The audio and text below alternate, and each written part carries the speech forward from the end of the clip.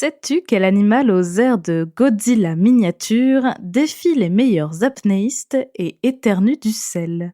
Aujourd'hui, on va parler de l'iguane marin et de son intelligence dans Bête de science.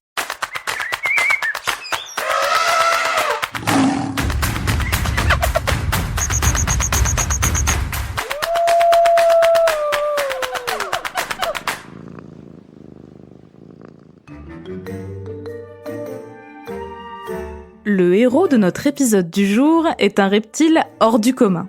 Laisse-moi te présenter l'iguane marin qui porte le nom latin d'Amblyrhynchus cristatus. On ne le trouve qu'à un seul endroit de la planète, l'archipel des Galapagos, situé dans l'océan Pacifique au large de l'équateur. On dit donc de l'iguane marin qu'il est endémique de ces îles, impossible de le trouver ailleurs. Et on va le voir, il est parfaitement adapté aux conditions de vie particulières de ces territoires.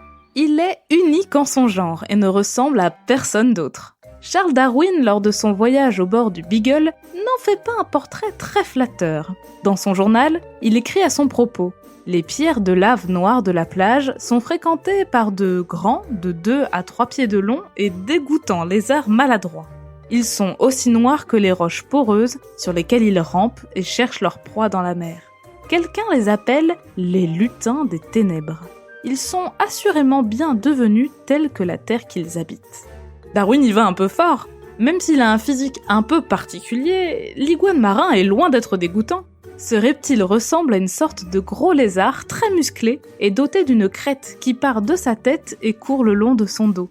On le distingue de son cousin terrestre par un museau bien plus court et arrondi. Et même s'il peut paraître pâteau et lent sur la terre ferme, c'est une toute autre histoire quand il est dans l'eau. C'est un excellent nageur, équipé d'une queue longue et puissante qui lui permet de nager en ondulant, un peu comme un crocodile. Tout son corps est hérissé d'une série d'écailles en pointe qui lui donnent une allure préhistorique. Au niveau des couleurs, la majorité d'entre eux adoptent en effet la même teinte que les roches volcaniques noires sur lesquelles ils vivent. Mais ce n'est pas pour autant qu'ils gardent ce look morose toute l'année. À la saison des amours, la peau des mâles se pare de couleurs. De noir, ils deviennent rouges et verts. On distingue 11 sous-espèces d'iguanes marins qui se ressemblent énormément, mais qui vivent sur des îles différentes. Leurs couleurs varient lors de la parade. Par exemple, les iguanes qui habitent sur les îles de Floreana et Hispaniola sont ceux qui ont les couleurs les plus vives. On appelle parfois ces derniers les iguanes de Noël, tant leur rouge est vibrant. Ceux de Santa Cruz, eux, sont noirs et rouges, mais n'ont pas de vert. Les femelles, elles, restent discrètes et conservent leur teinte grise et noire tout au long de l'année. Au niveau gabarit, c'est la même chose. Leur taille varie d'une sous-espèce à une autre. La longueur moyenne d'un iguane adulte est de 70 cm, mais les plus grands d'entre eux peuvent atteindre 1,50 m de long. C'est quasiment ma taille. Niveau poids, on joue aussi au grand écart. Sur l'île de Genovesa, les plus lourds pèsent 900 grammes, moins d'1 kilo, alors que les animaux les plus pesants que l'on trouve sur Isabella atteignent les 12 kilos. Même s'il peut avoir une allure inquiétante, l'iguane marin est un paisible herbivore qui ne se nourrit que d'algues accrochées aux rochers immergés qu'il va brouter sous l'eau, après avoir pris une grande inspiration.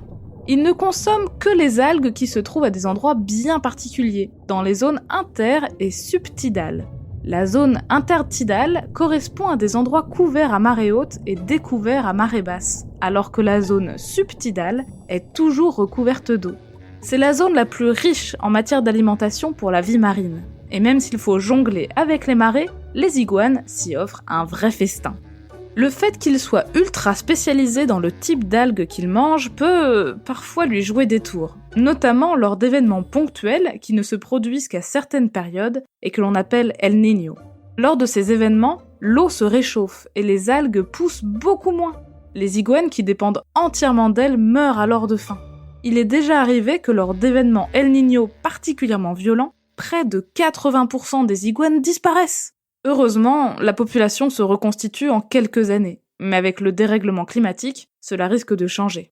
L'introduction des chiens sur les îles Galapagos, mais aussi les marées noires, ces pollutions de l'eau par des hydrocarbures comme le pétrole, ont participé à leur déclin. En 2001, une marée noire a causé la mort de 62% des iguanes d'une des îles de l'archipel. Plus de la moitié de la population.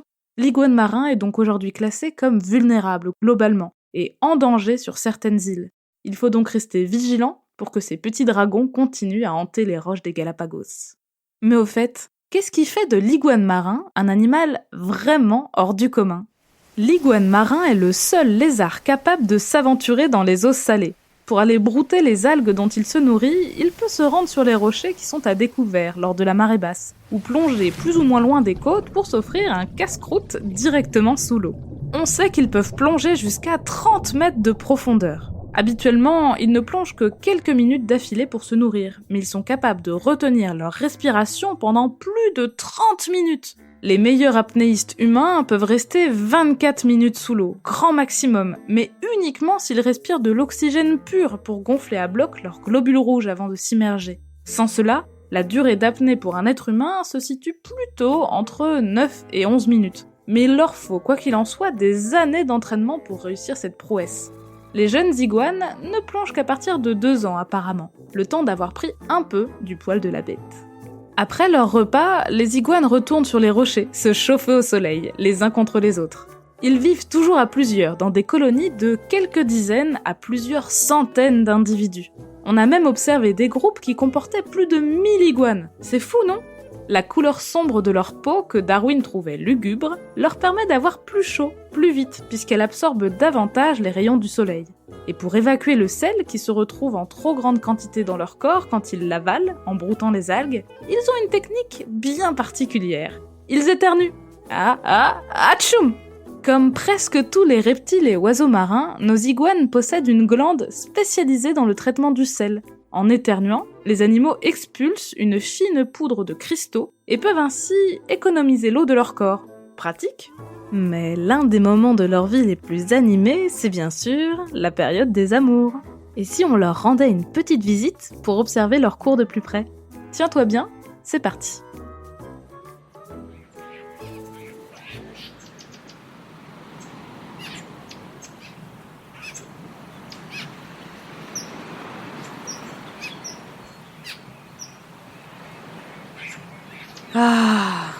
Rien de tel que l'air marin.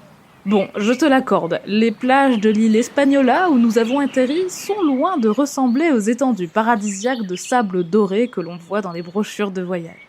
C'est une succession de roches poreuses et noires qui accueillent les embruns. Mais ce n'est pas un hasard si les îles Galapagos ont un aspect si particulier. C'est parce qu'elles sont nées de l'activité des volcans. Et ça, ce n'est pas donné à tout le monde. Et puis, pas besoin de sable fin pour créer un paradis. Regarde tous les animaux que l'on peut voir ici. Ce petit oiseau brun qui passe à toute vitesse devant nous pour rejoindre un bosquet, tu l'as vu ?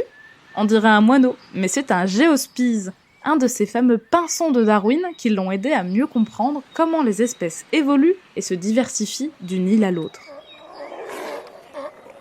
Et tu entends ces grognements au loin ? C'est la colonie de lions de mer qui fait la sieste sur la plage. Allons les voir, il y a de bonnes chances que l'on y trouve nos amis iguanes également. En plus, en ce moment, ils débordent d'activité. Regarde comme ils sont beaux.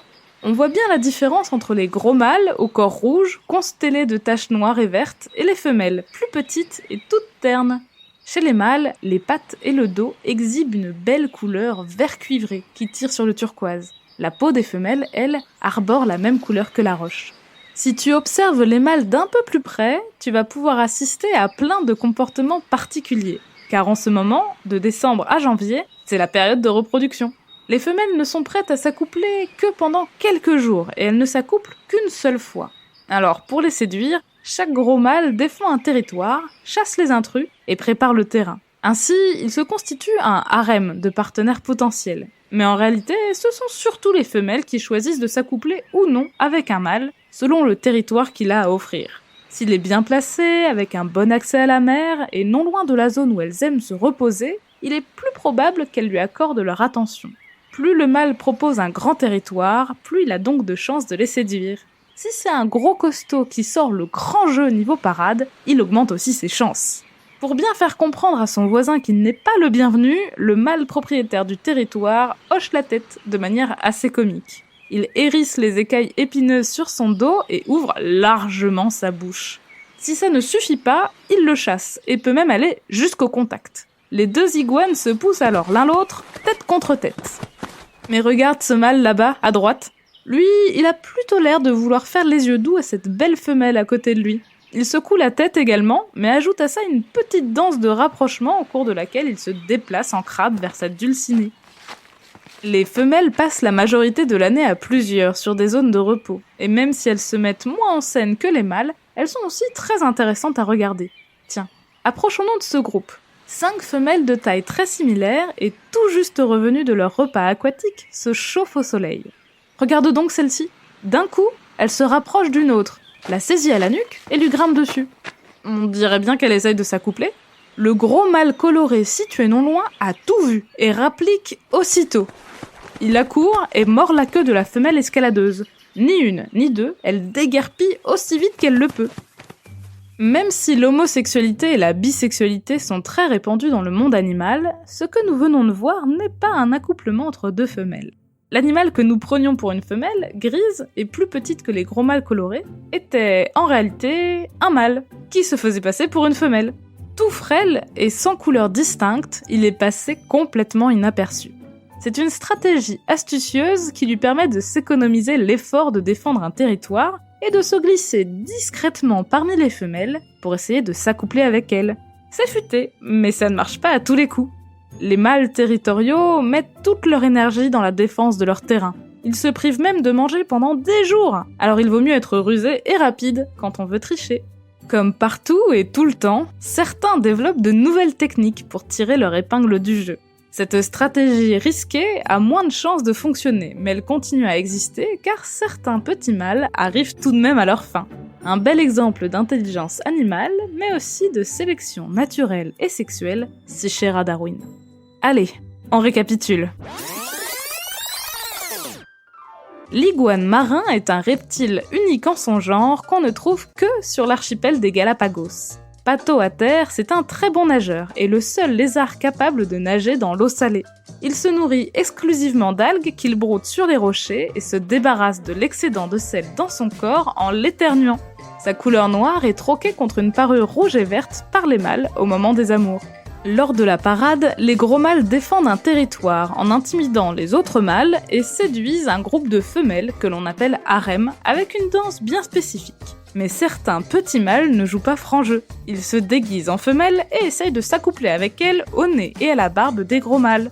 Comme quoi, tricher, ça peut marcher. Alors, pas si bête l'iguane marin. Merci d'avoir suivi cet épisode de Bêtes de Science. Si ce podcast te plaît, tu peux t'abonner pour découvrir de nouveaux épisodes toutes les 2 semaines et en apprendre toujours plus sur l'intelligence fascinante des animaux. Si tu nous suis sur Spotify ou Apple Podcast, tu peux même nous laisser 5 étoiles pour nous dire qu'on fait du bon travail, ou nous laisser un commentaire si tu veux qu'on parle d'une bestiole en particulier. À bientôt, jeune aventurière et jeune aventurier.